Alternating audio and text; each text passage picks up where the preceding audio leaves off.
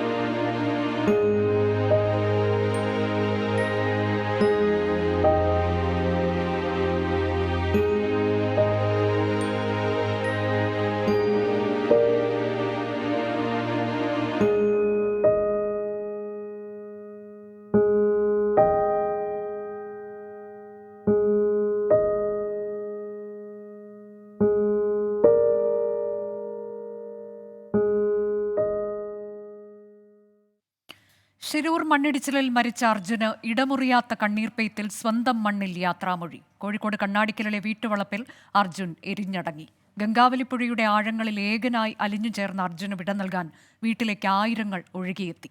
അർജുന്റെ അമരാവതി എന്ന വീട്ടിൽ പ്രിയമുള്ളവരുടെ ദുഃഖഭാരം ബാക്കിയായി.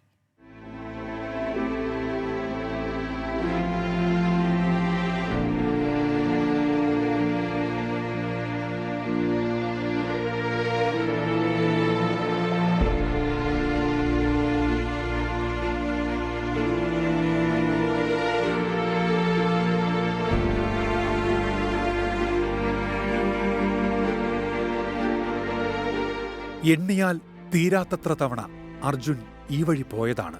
മടങ്ങിവരവില്ലാത്ത അവസാന യാത്രയിൽ വീട്ടിലേക്കുള്ള വഴി ഇന്നൊരു മനുഷ്യപ്പുഴയായി. അർജുന് വിട ചൊല്ലാൻ ഇന്നേ വരെ നേരിട്ട് കാണാത്തവർ അവിടെ ഒഴുകിയെത്തി. കണ്ണീർ കൊണ്ട് ആയിരങ്ങളുടെ അന്ത്യാഞ്ജലി.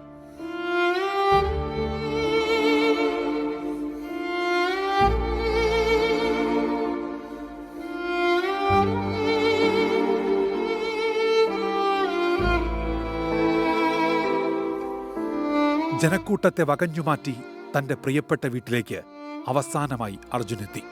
75 ദിവസം ദുഃഖം തളം കെട്ടിയ വീടിനുള്ളിൽ പ്രിയമുള്ളവരുടെ കണ്ണീർ നിറഞ്ഞു.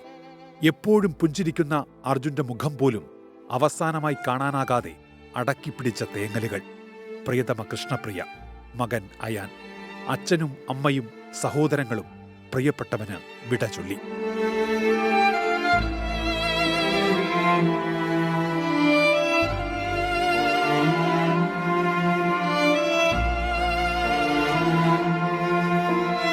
സഹോദരൻ അഭിജിത്ത് ചിതയ്ക്ക് തീ കൊളുത്തി.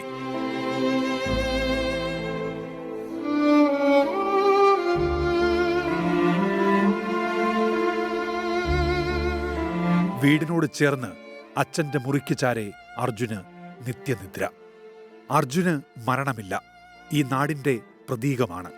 ഒരുമയുടെയും ചേർത്തുപിടിക്കലിന്റെയും ധീരതയുടെയും പ്രതീകം. കേരളക്കരയൊന്നാകെ ഗംഗാവലിപ്പുഴ കണക്കെ സങ്കടം കുത്തിയൊലിച്ചു. വിട അർജുൻ.